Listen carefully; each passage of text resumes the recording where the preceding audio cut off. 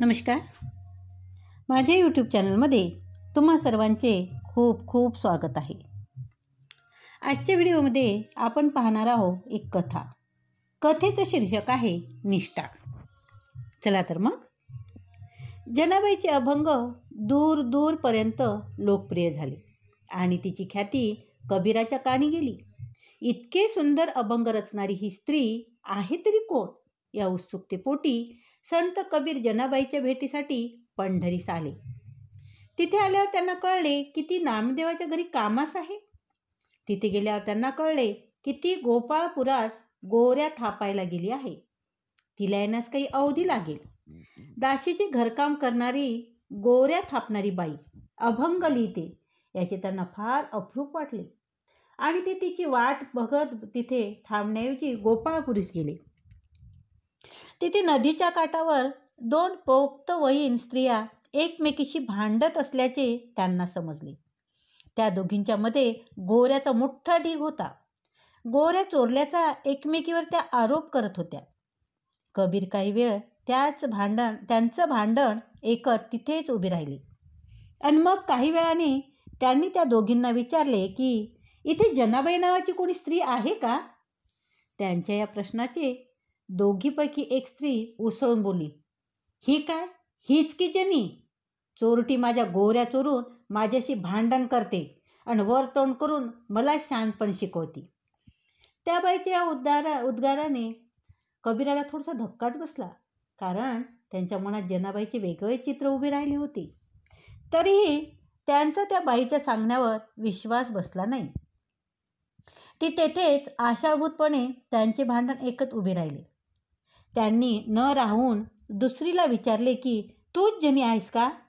यावरती हातातल्या गोऱ्या खाली टाकून बोलती झाली, होय बाबा, मीच ती जनी. तुला काही त्रास आहे का माझा. तिच्या या उत्तराने आणि तिच्या वर्तणुकीने गोंधळून गेलेले कबीर आपली काहीतरी चूक झाली असा विचार करून तिथून पाय काढता घेण्याच्या मनस्थितीत होते. मात्र जनाबाईच्या होकाराने दुसऱ्या बाईला अजून बळ आले. ती कबीराला म्हणाली, हे बघा, तुम्ही कोण हायसा मला ठाव नाही, पण तुम्ही एक काम करा, आमच्या दोघीच्या बी गोऱ्या ह्यात आहेत. तुम्ही आमच्या गोऱ्या निवडून वेचून द्या. तुम्ही एवढं काम करा आणि मग हिथून जावा. आता गोऱ्या सारख्याच दिसतात. शेणाच्या गोल आकाराच्या त्या गोऱ्यात कुठली गोरी कोणाची हे कसं ठरणार. याचं कोडं कबीरजींना पडलं. कबीर विचारात पडलेले बघून जनाई म्हणाली, ह्यात काही इतका विचार करायचा, अगदी सोपं काम आहे. आता कबीराची चकित झाली होती. सारख्या दिसणाऱ्या शेणाच्या गोऱ्यात कुठली गोरी कोणाची हे ओळखता येणं अशक्य होतं. मात्र जनी म्हणते की हे सोपं आहे. हे कसं काय सोपं असू शकते, किंवा तिच्याकडे या समस्येचं काय उत्तर आहे हे ऐकण्याकरता कबीरजी थोडे आतुर झाले. त्यांची आतुरता त्यांच्या चेहऱ्यावर झळकली. कबीराच्या चेहऱ्यावरची उत्सुकता बघून जनाई हसून म्हणाली, अहो महाराज, हे अगदी सोपं काम आहे. सर्व गोऱ्या एके ठिकाणी करा आणि त्यातल्या प्रत्येक गोरीला कानाला लावा. ज्या गोरीतून विठ्ठल विठ्ठल आवाज येईल ती गोरी माझी, आणि ज्यातून आवाज येणार नाही ती गोरी हिची. जनाईच्या उत्तराने कबीरांचा चेहरा एकदम फुलून आला आणि त्या दुसऱ्या बाईचा चेहरा गोरामोरा झाला. कबीरजी पुढे झाले आणि त्यांनी त्या ढिगाऱ्यातील 2 गोऱ्या उचलल्या. गोऱ्या उचलून कानी लावल्या आणि काय आश्चर्य, त्या गोरीतून विठ्ठल विठ्ठल असा आवाज येत होता. आपण इथे येऊन कोणतीही चूक केली नाही.